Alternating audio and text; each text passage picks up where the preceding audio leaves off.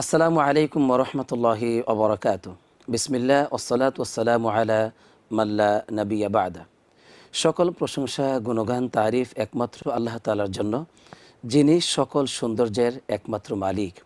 আমরা তার শেখানো ভাষায় তার প্রশংসা জ্ঞাপন করে বলছি আলহামদুলিল্লাহ। অতঃপর সালাত এবং সালাম পড়ি আমাদের সেই রাসূলের উপর, যিনি ছিলেন সকল সৌন্দর্যের প্রতীক।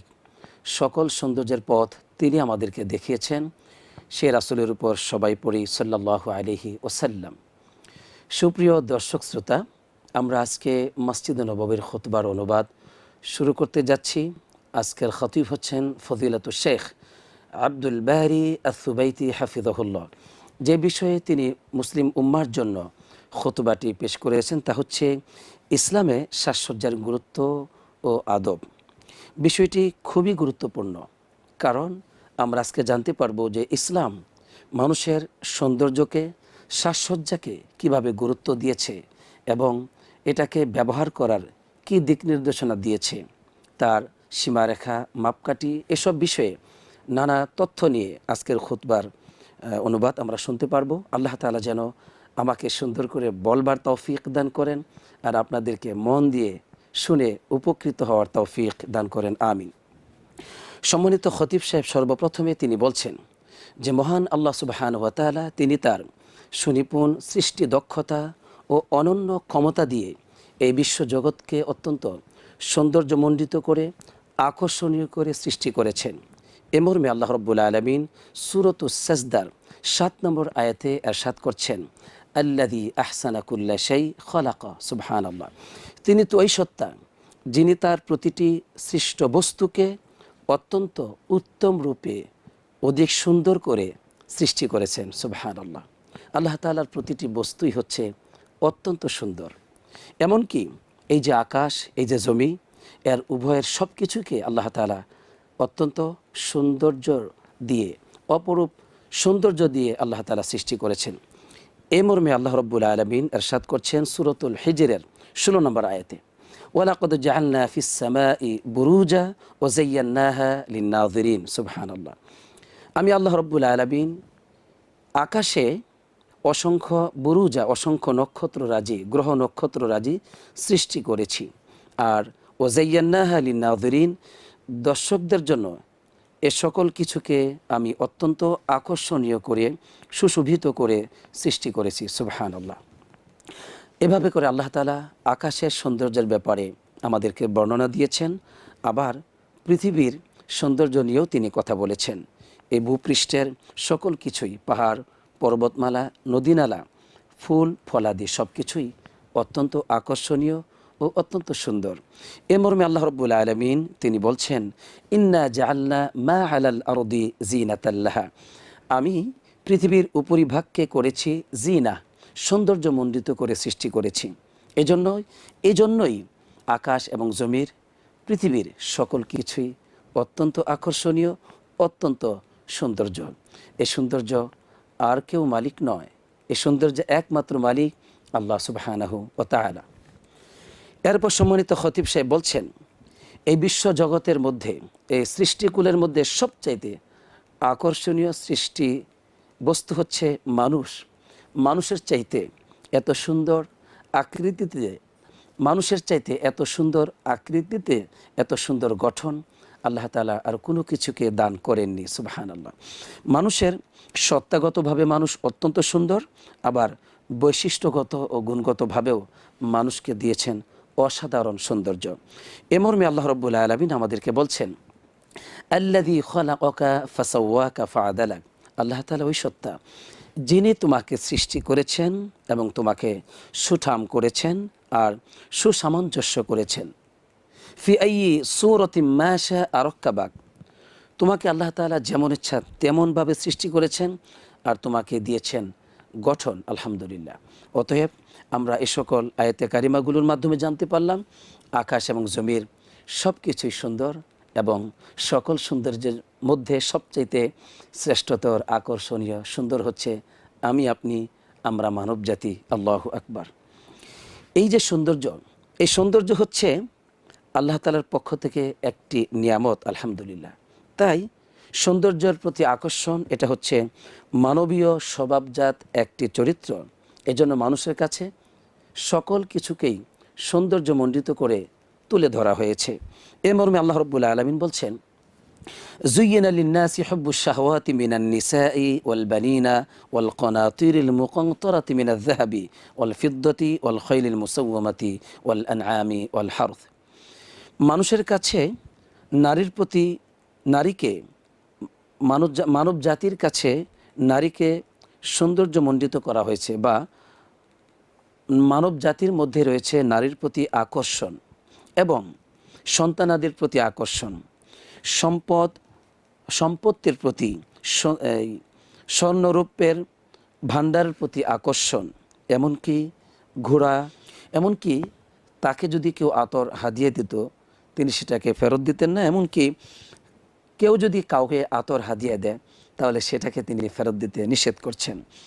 যেমন সহিহ মুসলিমে এসেছে, মান উরিদা আলাইহি রাইহানুন ফালা ইয়ারুদ্দুহু, যদি কারো কাছে গ্রান বস্তু পেশ করা হয় তাহলে সে যেন সেটাকে প্রত্যাখ্যান না করে। কেননা ফাইন্নাহু খাফিফুল মাহমিলি তয়্যিবুর রিহ, কেননা সেই সুঘ্রাণ সেটা তো বহন করা খুবই সহজ ব্যাপার, আর সেটা তো সুন্দর একটি ঘ্রাণও বটে। সুবহানাল্লাহ। এই জন্য সুঘ্রাণ নবী করিম সাল্লাল্লাহু আলাইহি ওয়াসাল্লাম পছন্দ করতেন এবং সেটা যেন হাদিয়া দিলে ফেরত না দেওয়া হয়। রাসূলুল্লাহ সাল্লাল্লাহু আলাইহি ওয়াসাল্লাম তিনি ছিলেন সুন্দর এবং সৌন্দর্যকে তিনি ভালোবাসতেন। তবে তার যে সৌন্দর্য ছিল সকল কিছুতেই, তার পোশাক আশাকে, তার সব কিছুতে তিনি ও সকল সৌন্দর্যর ক্ষেত্রে তিনি বাড়াবাড়ি করতেন না, তিনি আবার অপচয় করতেন না, আর তিনি প্রসিদ্ধতা লাভের জন্যও নিজেকে সুন্দর করে তুলে ধরতেন না। তিনি চিরুনি দিয়ে তার এই দাড়িকে তিনি আঁচড়াতেন, এভাবে বাহ্যিক তিনি যে তার যে বাহিরের অবস্থাটি সেটাকে সৌন্দর্য করতেন। এমনকি তার কাছে যখন কোনো আগন্তুক আগমন করত অথবা কোনো প্রতিনিধি দল দূর থেকে আগমন করত, তিনি তাদের কাছে অত্যন্ত সুন্দর পোশাক পরিধান করে সাক্ষাৎ করতেন। অর্থাৎ রাসূলুল্লাহ সাল্লাল্লাহু আলাইহি ওয়াসাল্লাম সৌন্দর্যকে ভালোবাসতেন। এজন্য তার জীবনের সকল কিছুতেই সৌন্দর্যের ঘটি ছিল অনন্য বহিঃপ্রকাশ। আলহামদুলিল্লাহ। বারা বিন হাজিব রাদিয়াল্লাহু তাআলা আনহু তিনি বলছেন, লাম আরা শাইআন কত্তু আহসানা মিনহু, আমি রাসূলুল্লাহ সাল্লাল্লাহু আলাইহি ওয়াসাল্লামের চাইতে অধিক সুন্দর আর কাউকে দেখি নাই। সুবহানাল্লাহ। এমনকি ইবনে আব্বাস রাদিয়াল্লাহু তাআলা আনহু রাসূলুল্লাহ সাল্লাল্লাহু আলাইহি ওয়াসাল্লামের পোশাকের সৌন্দর্য সম্পর্কে বলছেন যে, লাকাদ রাআইতু রাসূলুল্লাহি সাল্লাল্লাহু আলাইহি ওয়াসাল্লাম ফি আহসানি মা ইয়াকুনু মিনাল হুলাল, আমি তো রাসূলুল্লাহ সাল্লাল্লাহু আলাইহি ওয়াসাল্লামকে অত্যন্ত সুন্দর পোশাকে দেখেছি। আল্লাহু আকবার। তাহলে বোঝা গেল রাসূলুল্লাহ সাল্লাল্লাহু আলাইহি ওয়াসাল্লামের বাহ্যিক চরিত্র যেমন সুন্দর ছিল, তার পোশাক আশাকেও তিনি সৌন্দর্য ছিলেন, আর চরিত্রের দিক থেকেও তিনি ছিলেন অসাধারণ, অপূর্ব, অনন্য চরিত্রের অধিকারী। আলহামদুলিল্লাহ। এরপর সম্মানিত বলছেন যে মুসলমানগণ তারা তাদের স্থান, কাল, পাত্রভেদে সৌন্দর্যকে গ্রহণ করবে, সৌন্দর্যকে প্রকাশ করবে। তবে মুসলমানগণ তারা সবচাইতে সুন্দর করে সাজসজ্জা গ্রহণ করবে যখন তারা আল্লাহর ঘরে আগমন করবে, তথা মসজিদে আগমনকালে মুসলমানগণ তারা সবচাইতে বেশি সৌন্দর্যকে গ্রহণ করবে। কেননা আল্লাহ রাব্বুল আলামিন নিজেই মুসলমানদেরকে একথা আদেশ করেছেন। যেমন সূরাতুল আরাফের ৩১ নম্বর আয়াতের মধ্যে আল্লাহ তাআলা বলছেন, ইয়া বানি আদম খুযু যিনাতাকুম ইনদা কুল্লি মসজিদ, হে আদম সন্তান তোমরা প্রতিটি নামাজের সময় তোমাদের সৌন্দর্যকে গ্রহণ করো। সুবহানাল্লাহ। এই আয়াতের উপর আমল ছিল সাহাবায়ে কেরামদের, অত্যন্ত গুরুত্ব সহকারে তারা এই আমল করেছেন। এজন্য হাসান বিন আলী রাদিয়াল্লাহু তাআলা আনহু তিনি বলছেন যে তিনি যখন হাসান বিন রাদিয়াল্লাহু তাআলা আনহু তিনি যখন মসজিদে গমন করতেন, তিনি লাবিসা আহসানা থিয়াবিহি, তিনি সবচাইতে সুন্দর পোশাকটি পরিধান করতেন। আর তাকে যখন প্রশ্ন করা হলো যে আচ্ছা আপনি কেন মসজিদে আগমনকালে এত সুন্দর পোশাক পরিধান করেন, কি ব্যাপার?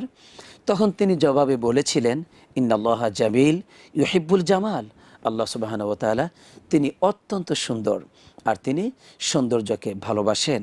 এই জন্য আমি আমার রবের জন্য মসজিদে গমনকালে আমি সৌন্দর্য ও সাজসজ্জাকে গ্রহণ করে থাকি। সুবহানাল্লাহ। কেননা আল্লাহ তাআলাই সৌন্দর্যকে গ্রহণ করতে বলেছেন মসজিদে যাওয়ার সময়। অতএব আমরা যেন মসজিদে যখন যাই তখন সৌন্দর্য করে, সুন্দর পোশাক পরিধান করে, পরিষ্কার পরিচ্ছন্ন হয়ে যেন আগমন করি। কিন্তু এই আয়াতের বাস্তবতা আজকে মুসলিম সমাজের দিকে যদি আমরা তাকাই, তাহলে আমরা দেখতে পাবো যে এর কোনো বাস্তবতা আমাদের মাঝে নেই। দেখা যায় অধিকাংশ মুসলমানগণ আমরা এলোমেলো অবস্থায় সাধারণ অতি নিম্নমানের পোশাক পরিধান করে আমরা আল্লাহর ঘরে যাই, অথচ বাজারে, মিটিংয়ে, মানুষের সাথে সাক্ষাতের সময় কত সুন্দর পোশাক পরিধান করে আমরা এই কাজগুলো করে থাকি। এটা কখনো উচিত নয়। বরং যে রব আমাকে সুন্দর করে সৃষ্টি করেছেন, যে রব আমার পৃথিবীর প্রতিটি বস্তুকে সুন্দর করে সৃষ্টি করেছেন, যেই রব আমাকে আদেশ করেছেন তার ঘরে আগমনকালে যেন আমি সৌন্দর্যের প্রকাশ করি, সেই আয়াতের উপর, সেই আদেশের উপর আমাদের আমল করা উচিত। আল্লাহ তাআলা আমাদের প্রতিটি মুসলমানকে এর উপর আমল করার তৌফিক দান করুক, আমিন।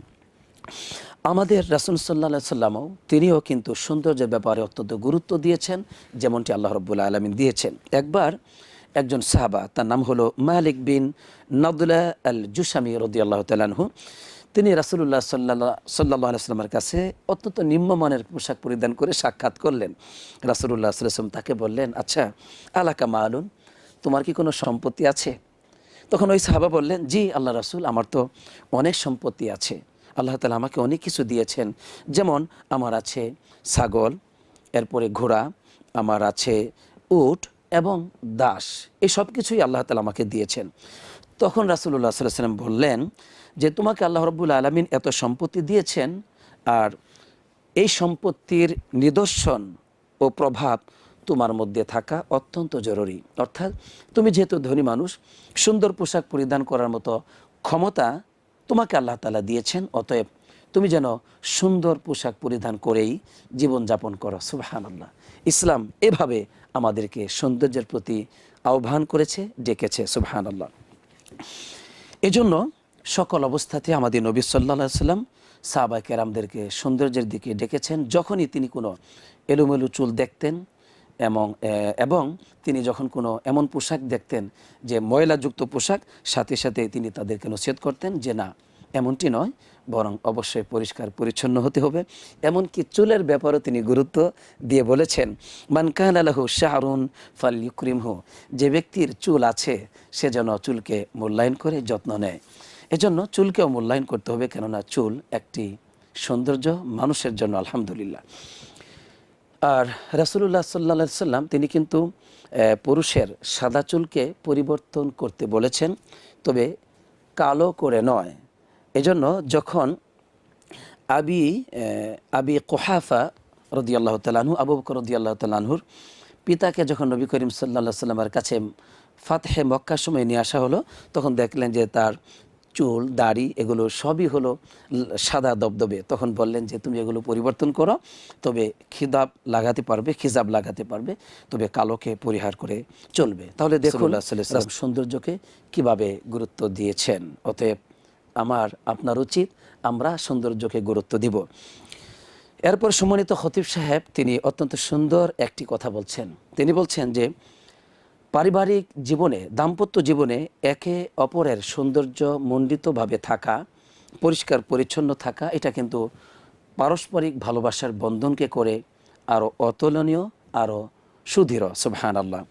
তাই আল্লাহ রাব্বুল আলামিন তিনি বলেছেন, ওয়ালাহুন্না মিসলুল্লাযী আলাইহিন্না বিল মারুফ, নারীদের অধিকার আছে পুরুষের উপর, যেমনটি পুরুষদের অধিকার আছে নারীদের উপর ন্যায়সঙ্গত অধিকার।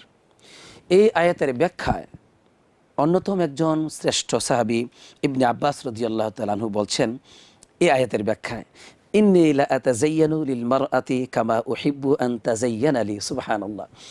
আমি যেমন পছন্দ করি আমার স্ত্রী আমার জন্য সাজসজ্জা করবে, আমার জন্য সে তার সৌন্দর্যকে প্রকাশ করবে, ঠিক আমিও আমার স্ত্রীর জন্য খুব সাজসজ্জা করতে, সৌন্দর্যকে প্রকাশ করতে পছন্দ করি। সুবহানাল্লাহ। এই বাস্তবতার উপর কিন্তু আমাদেরও আমল নেই। আমরা সবাই চাই পুরুষরা যে আমাদের স্ত্রী খুব সুন্দর করে সাজসজ্জা করবে আমাদের জন্য, কিন্তু আমরা কিন্তু মোটেও কখনো এর গুরুত্ব দেই না। শুধু গুরুত্ব দেই যখন মিটিংয়ে যাই, বাজারে যাই, বাইরে যাই, বন্ধুদের সাথে আড্ডা দেই, তখন কিন্তু আমরা সুন্দর করে সাজি, কিন্তু আমাদের স্ত্রীদের জন্য মোটেও আমরা এগুলোর উপর আমল করি না। অথচ সাহাবায়ে কেরামদের কিন্তু চরিত্র এমনটি ছিল। অতএব সৌন্দর্যের বিষয়টি খুবই গুরুত্বপূর্ণ পারিবারিক জীবনে। এই জন্য স্বামীকে স্ত্রীকে একে অপরের সাথে প্রতিযোগিতা করতে পারবে, কে কত বেশি ফিটফাট থাকতে পারে, কে কত বেশি সৌন্দর্য হয়ে জীবনযাপন করতে পারে। আল্লাহ তাআলা আমাদের প্রতিটি ভাই বোনকে এর উপর আমল করার তৌফিক দান করুক, আমিন। সুপ্রিয় দর্শক শ্রোতা, ইসলাম সৌন্দর্যকে প্রকাশ করা যেমন গুরুত্ব দিয়েছে, অনুরূপ আবার কিছু নীতিমালা নির্ধারণ করে দিয়েছে। কোনো অবস্থাতেই কোনো নারীর জন্য জায়েজ নেই পুরুষের আকার আকৃতি ধারণ করা, পুরুষের সাজে সজ্জিত হওয়া। অনুরূপভাবে পুরুষের জন্য জায়েজ নেই নারীর বেশভূষে, নারীর আকার আকৃতিতে সাজে সজ্জিত হবে। এ মর্মে রাসূলুল্লাহ সাল্লাল্লাহু আলাইহি ওয়াসাল্লাম বলেছেন, মান লাইসা মিন্না মান তাশাব্বাহা বির-রিজালি মিনান নিসা ওয়ালা মান তাশাব্বাহা নিসাই মিনার রিজাল। নারীদের মধ্যে যারা পুরুষের আকার আকৃতি ধারণ করে তারা আমার দলভুক্ত নয়। অনুরূপভাবে পুরুষের মধ্যে যারা নারীদের আকার আকৃতি ধারণ করে তারাও আমার দলভুক্ত নয়, নাউজুবিল্লাহ। অথচ আজকে আমরা যদি আমাদের সমাজের দিকে তাকাই তাহলে দেখতে পাবো অসংখ্য পুরুষ এমন সব লম্বা চুল রেখেছে যেগুলো নারীদের মতো। নারীদের পোশাকে অনেকে সাজে, বিশেষ করে খেলাধুলার সময় আমাদের স্কুলগুলোতে, কলেজগুলোতে আমরা দেখেছি যে সেখানে নারীরা পুরুষের আকৃতি ধারণ করে, আবার পুরুষরা নিজেরা বউ সাজে, নারীদের আকৃতি ধারণ করে, আবার নারীরা জামাই সাজে। এগুলো সম্পূর্ণরূপে আমাদের শরীয়তে হারাম, জায়েজ নেই, নাউজুবিল্লাহ, যা আমরা এই হাদিস থেকে জানতে পারলাম। সুপ্রিয় দর্শক শ্রোতা, এজন্য আমাকে আপনাকে অবশ্যই এই সব বিষয়গুলো গুরুত্ব দিতে হবে। আর ইসলাম কোনো অবস্থাতে আমাদের জন্য পছন্দ করে না যে আমরা আমাদের আকৃতিকে পরিবর্তন করব, অর্থাৎ সাজসজ্জা করতে গিয়ে যেন সীমালঙ্ঘন আমরা না করি। আল্লাহ তাআলা যে আকৃতি দিয়েছেন সেটার পরিবর্তন যেন না হয়, কেননা এটা হচ্ছে একটা শয়তানি কাজ। শয়তানি এই পথে মানুষকে উদ্বুদ্ধ করে। এ মর্মে কোরআনুল কারীম আল্লাহ রাব্বুল আলামিন বলছেন যে শয়তান বলে, ওয়ালা আমরুন্নাহুম ফালা ইউগাইয়িরুন্না খালকাল্লাহ, আমি মানুষকে আদেশ করব তারা যেন আল্লাহ তাআলার সৃষ্টিকে পরিবর্তন করে, নাউজুবিল্লাহ।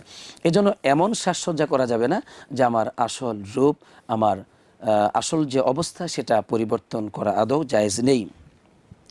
নারীদের জন্য এক অসাধারণ সৌন্দর্য হচ্ছে যে নারীগণ তারা তাদের সৌন্দর্যকে পরপুরুষ থেকে হেফাজত রাখবে, সংরক্ষণ রাখবে। কোন অবস্থাতেই তারা তাদের সৌন্দর্যকে পরপুরুষের কাছে প্রকাশ করবে না, এটা হারাম কাজ। এজন্য আল্লাহ রাব্বুল আলামিন সূরাতুন নূরের 31 নম্বর আয়াতের মধ্যে বলছেন, ওয়ালা ইয়াদরিবিনা বিআরজুলিহিন্না লিউলামা মা ইখফিনা মিন জিনাতিহিন। নারীরা তাদের এমনভাবে তারা পদাচরণ করবে না, এমনভাবে তাদের পাকে মাটিতে নিক্ষেপ করবে না যে তাদের যে গোপন সৌন্দর্য আছে সেটা যেন প্রকাশ না হয়ে যায়। অর্থাৎ সৌন্দর্যকে প্রকাশ করার জন্য তারা কোনোভাবেই এমনভাবে হাঁটবে না, তাদের পাকে নিক্ষেপ করবে না। তাহলে বোঝা গেল আল্লাহ তাআলা নারীদের সৌন্দর্যকে প্রকাশ করা অন্য পুরুষের জন্য হারাম ঘোষণা করেছেন। সুবহানাল্লাহ। সম্মানিত খতিব সাহেব এরপরে বলছেন যে এ সকল সৌন্দর্যের মধ্যে আমরা যেন একটা সৌন্দর্যকে ভুলে না যাই, তা হচ্ছে আমরা আমাদের পোশাক আশাক সৌন্দর্যের সাথে সাথে বাহ্যিক চেহারা, অঙ্গ প্রত্যঙ্গ সৌন্দর্য মণ্ডিত করার সাথে সাথে আমাদের অন্তরকে ইমানের আলোতে আলোকিত করা, ইমানের সাজে সজ্জিত করা থেকে যেন আমরা ভুলে না যাই। তাই তিনি বললেন যে সকল সৌন্দর্যের শ্রেষ্ঠ সৌন্দর্য হচ্ছে, বা সকল সৌন্দর্যের মূল হচ্ছে আমরা আমাদের অন্তরকে ইমানের সাজে, ইমানের সৌন্দর্যে সৌন্দর্যমণ্ডিত করব। আল্লাহ তাআলা আমাদেরকে সেই তৌফিক দান করুক, আমিন। কেননা অন্তর যখন ইমানের সাজে সজ্জিত হবে তখনই আমাদের ভাষা, আমাদের সকল কিছুই সৌন্দর্য প্রকাশ পাবে। সম্মানিত খতিব সাহেব এখানে প্রথম খুতবাটি শেষ করেছেন। দ্বিতীয় খুতবায় তিনি বলছেন যে এই যে সৌন্দর্য, যে সৌন্দর্যের মধ্য দিয়ে ইসলামের অনুসরণ আমরা করব, এই সৌন্দর্য হচ্ছে জান্নাতে যাওয়ার অন্যতম একটি মাধ্যম। কেননা আল্লাহ সুবহানাহু ওয়া তাআলা বলেছেন যে ওমা উতীতুম মিন শাইইন ফামাতাউল হায়াতিদ দুনিয়া ওয়া যিনাতুহা, যে তোমাদেরকে এই পার্থিব জগৎ থেকে যে নিয়ামতগুলো দেওয়া হয়েছে তা অতি সামান্য, এবং অজিনাতুহা, এবং যে সৌন্দর্য দেওয়া হয়েছে সেটাও কিন্তু আখিরাতের তুলনায় অতি সামান্য। ওমা ইনদাল্লাহি খৈরু আবকা, আর আল্লাহর কাছে যে সৌন্দর্য আছে সেটা চিরন্তন, সেটা অবশিষ্ট থাকবে। সুবহানাল্লাহ। অতএব ইমানদার বান্দাগণ জান্নাতে গিয়ে তারা জান্নাতে অত্যন্ত সুন্দর করে সাজবে। জান্নাত আরও সুন্দর, কেননা ওই সৌন্দর্য শেষ হবে না। দুনিয়ার সৌন্দর্য হচ্ছে ক্ষণস্থায়ী, তা অতি সামান্য সময়ের জন্য। তাই আসুন আমরা ইসলামের এই অনন্য সৌন্দর্যকে গ্রহণ করে আমরা যেন আখেরাতে জান্নাতে প্রবেশ করতে পারি, আর জান্নাতে আমরা আরও সুন্দর করে সাজতে পারবো, আরও সৌন্দর্যমণ্ডিত এক অসাধারণ জীবন লাভ করতে পারবো, তবে যদি আমরা ইসলামকে গ্রহণ করি। তাই আল্লাহ তাআলা আমাদেরকে আজকে ইসলামের সৌন্দর্যের যে গুরুত্বের কথা জানার তৌফিক দিয়েছেন, যে আদবগুলোর কথা আমরা জানতে পেরেছি, এর উপর আমরা প্রতিটি নরনারী মুসলমান ভাই বোন যেন আমাদের জীবনকে গঠন করতে পারি। আল্লাহ তাআলা সেই তৌফিক দান করুক, আমিন। আসসালাতু ওয়াসসালামু আলা নবিয়িনা মুহাম্মদ ওয়া আলা আলিহি ওয়া সাহবিহি আজমাইন।